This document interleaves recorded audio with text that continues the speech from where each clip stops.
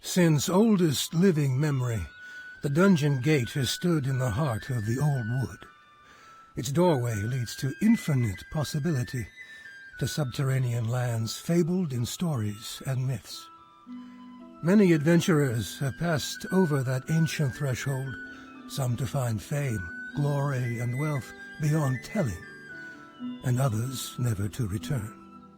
Greetings everyone, I am Dr. J and welcome to Through the Looking Glass, where I look at old games I haven't played before to see if they still hold up. With how much I've talked about Diablo and Torchlight, let's take a look back at one of the earlier deviations in the genre with Fate. Looking back on this game now is like peering into a time capsule, as it's effectively a missing link between the haunting atmosphere of Diablo and the bombastic combats within Torchlight. Fitting perhaps, considering the lead developer, Travis Baldry, was also a lead developer on Torchlight. With Fate, the approach was to strip the subgenre down to its barest essentials, leaving only the simplest pretense to descend into the single dungeon, and then letting the procedural generation and straightforward core gameplay loop do the talking. It's a curious piece of history to look back on, but having been spoiled by Torchlight 2 for over a decade now, let's see if Fate is still worth exploring. For the unfamiliar, when I talk about Diablo-style games, that refers to a game that follows a lot of conventions defined by Diablo in the early 90s. Back then, it was a game that redefined action RPGs, and though a lot of modern entries have deviated significantly, blurring the lines considerably with other genres in the process, a Diablo-style game maintains the isometric camera and a simple core gameplay loop, supported by procedurally generated levels and loot. In the case of Fate, you're given a basic premise of travelers seeking honor and glory in an ancient dungeon, and are given carte blanche to delve as far as you dare, with the natural stopping point being set between dungeon levels 40 to 50. And right off the bat, what instantly struck me was just how stripped down the pretense for gameplay was. Diablo-style games are seldom, if ever, known for their storytelling, nor is that what those familiar with the genre are usually there for. But after the brief description is given, only gameplay remains as the core reason to descend. Not much talk of impending danger if you don't deal with whatever's down there, and very little in the way of world building to explain why the dungeon looks the way it does, or why people are okay with shambling corpses being visible in broad daylight back at town. There is a part of me that respects that, as if you know that the story isn't going to be your strong suit, then one could argue it's better to have effectively no story than a bad one. However, the drawback to this is that the simple nature of the gameplay becomes much more apparent when that's the only thing you have to focus on, and having the pretense mentioned once at the start and then never again means there's less spurring us on to reach the final objective. Part of this drawback is also caused by how the dungeon is laid out, as while there's a good mix of tile sets and layouts, there's very little connecting them together. As basic as the pretense was for Diablo and Torchlight, there was more than just different story points as you descended below, but also a change in the layout, appearance, and subsequent enemy variety. Diablo has a very natural progression from the dungeon underneath a cathedral to the catacombs below that, to the natural cave formations even below that, until you're basically in hell itself. With Fate, you don't really get that, which means there's less curiosity as you descend further below. Part of this is a problem of the game's own making, as while the points where you can mark a run as done may be somewhere between dungeon levels 40 to 50, the dungeon is theoretically infinite. The only way to reach the points where it technically ends is to hack the game, because eventually you get a numeric overflow error from the 32-bit integer used to store the level number. To explain that in less technical terms, pretty much everything on a computer is stored in zeros and ones, with these zeros and ones forming the raw data that gets stored on your hard drive and pulled into active memory when needed. The most basic way to showcase this is with numbers, as every number is stored for our purposes as base 2. What that means is, instead of counting to 10 for a single digit, the computer counts to 2 before adding a digit. To use a more common example, the same logic is used to increment hours and minutes when keeping time, by treating both as base 60, while hours are treated as base 12 for civilian time and base 24 for military time. To get back to Fate, the level counter is seemingly stored as a 32-bit integer, which means there's 32 of these zeros and ones on the computer's memory to represent that number. That then means the maximum value that can be stored is around 2 billion, which is far larger than the game needs to make the dungeon effectively infinite, but ensures even a dedicated player will practically never hit the end. Because of that, there isn't necessarily a chance to create an interesting theme for specific areas, especially since there's no connective tissue to explain why an area looks the way it does. While it may not matter much to gameplay, what it does mean is that there's less of a sense of exploration, to where before you even hit the 10-hour mark, you've likely seen all the tile sets you'll ever encounter. Granted, as you go further down, the enemy variety slowly changes up as you encounter new monsters and more dangerous forms of prior monsters, but from a practical standpoint, there isn't much difference in how you actually take them down, only the relative threat they represent. This also means there aren't consistent unique boss monsters you encounter at crucial points either. To be fair, the original Diablo didn't have that outside of the final battle and a few side quests, but Diablo 2 made it much more prominent when it expanded its world, and it's been a reliable staple of the genre since then. Part of the fun of replaying a game like Torchlight is that you not only have to prepare a build that can handle most circumstances, you also have to be ready to handle specific challenges at key moments, giving you an anchor while allowing for a decent amount of variety from run to run. There is some consistency in that you get side quests to take on certain monsters or retrieve certain items, so you're always guaranteed to run into the occasional stronger monster, but they seemingly only exist to give you further reason to be thorough in exploring the dungeon levels as you reach them. Before I overstep though, let's lay out what the game has for us in terms of character building. There's no explicit classes, so the 4 attributes of strength, dexterity, vitality, and magic are what you use to influence your specialty. Whenever you gain a level, the points you put into an attribute directly translate to the stats you see off to the side, whether it be hit rate, damage dealt per hit, maximum health and mana, and so on. Every time you level up or gain enough fame from defeating unique monsters and completing quests, you also earn skill points that can allow you to specialize further. This specialization ranges from the ability to critically hit or block attacks with a shield, to increase damage and hit rate from using a particular weapon, to improving your ability to use certain kinds of spells. To get a sense for how much impact this system has, I played through the game 3 times. The first attempt was with a sword and shield, where I focused almost all of my skill points on the sword, shield, and critical hit skills. And in hindsight, I wonder if the sword skill was something I should have ignored. What I ended up discovering over the course of this run is that your loot has a substantial effect on your ability to survive in the dungeon, which meant there were periods where, since the good weapons I had found weren't always swords, I wasn't always well equipped for a given level. This then meant there were a ton of enemies that I had to spend anywhere between a few seconds to an entire minute just chipping away at, all while chugging potions so quickly you'd think I were an alcoholic.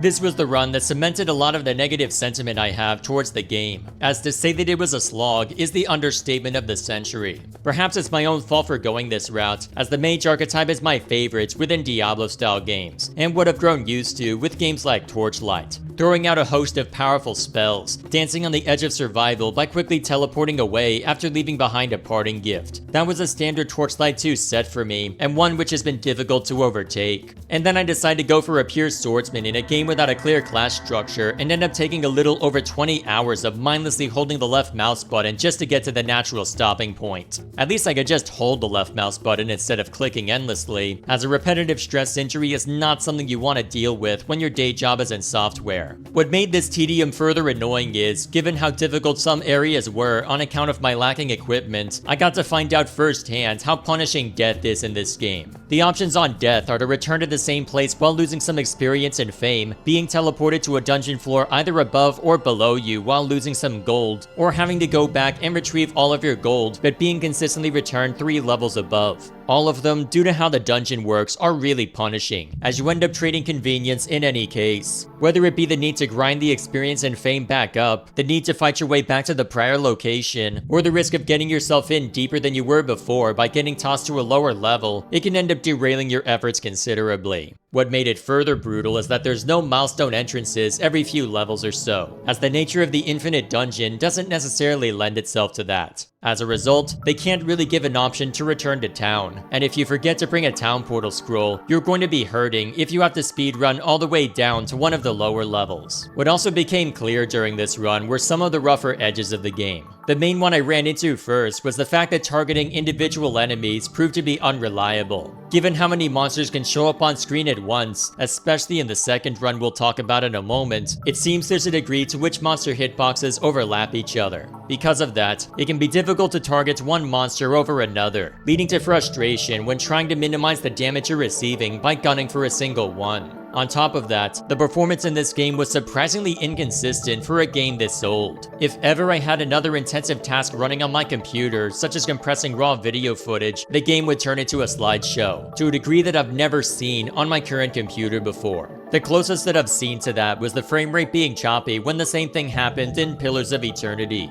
and that was before a decent upgrade to my processor and graphics card. Even without a task going though, it seems that the performance is contingent on the number of monsters present, as there was often a correlation between the number of monsters pursuing me and the frame rate, with it suddenly shooting up if my summoned minions were forcibly dispelled, or he had killed a particularly thorny monster and suddenly was back to decent FPS. It didn't have a substantial effect on my ability to do well, but for such an old game, it's surprising to see how unoptimized it is. This became more noticeable on my second run, which was a mage. My goal with this one was to build up enough attributes to where I could get the equipment I needed, while dumping every skill point into spell proficiency. My goal was to get equipment to allow me to spam spells, with my staff almost always returning a decent chunk of mana on a hit, in order to support a variety of offensive spells and minion summons. This run ended up being much smoother overall, with part of this being circumstance, and part of that being a result of the game balance. For the former, there's a retirement system that allows you to end a run after reaching the milestone level and defeating a really powerful boss monster therein. By virtue of that system, I could take a good amulet and an extra level of experience into the next run right off the bat, which helps smooth out the initial difficulty curve. While that may have helped though, I don't think it wholly accounts for the difference, as the build proved to be far more effective. They limit the number of minions you can have to 6, and it can suck when an enemy monster has a Dispel Summon spell and you're suddenly having to run and chug mana potions, but when those minions can provide a distraction, that made a major difference all on its own.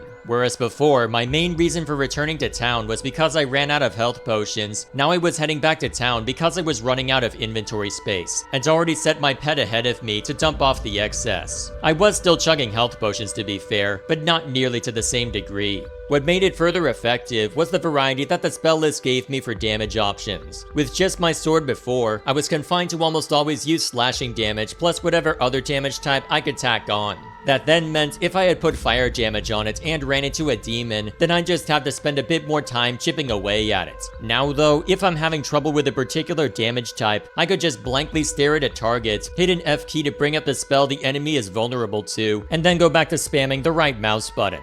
And if there was an enemy who just had all the resistances, that's fine, because nothing is immune to the AoE slow spell, which I can throw on more quickly thanks to working on the generic spell skill. The fact that I can list off all of these things, from minions to buffing spells to debuffing spells to offensive spells, should tell you how much more I found this run engaging.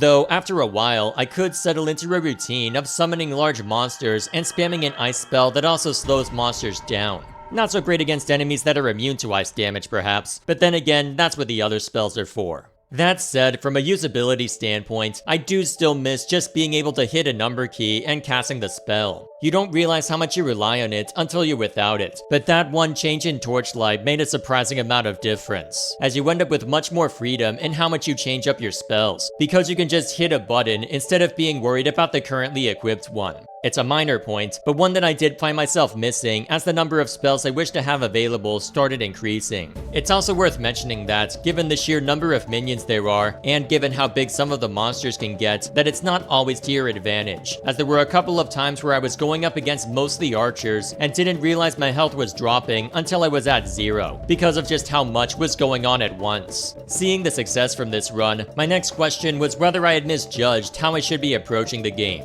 After all, if the developers truly wanted distinct classes, then why not just insert them? Granted, you could argue that my mage was a single class, but a lot of Diablo-style games tend to make a distinction between a mage that casts offensive spells as opposed to a summoning archetype. Even with my first run, I may have played it as a straight-up fighter, but I had at least learned the slow spell to help mitigate damage. Perhaps if I had even dipped my toe into other systems beyond just that slow spell, I may have had less of a slog. To test that theory, my third and final run was a ranged summoner build. Instead of focusing on offensive spells and minions, my skill points were dumped into the ranged crit and charm spell skills, with the idea that my minions would provide a distraction for me to sit back and wail on them from a distance, without needing to split my mana between offensive spells and minion casts. Eventually, this also turned into tossing skill points at the defense spell skill, to allow me to exploit the haste spell to increase my movement and attack speed, as well as battle fog to drastically improve my hit rate. My suspicion was that the build wouldn't be as effective as the mage's summoning, as even if I could toss a decent number of points into the system, having to split my attributes more evenly meant I couldn't just dump so much into magic that I could ignore mana potions, or would have to wait longer for the better summoning spells. And right as I create the character, I'm already nervous, because apparently making the character a third descendant increased the threshold where the final boss is.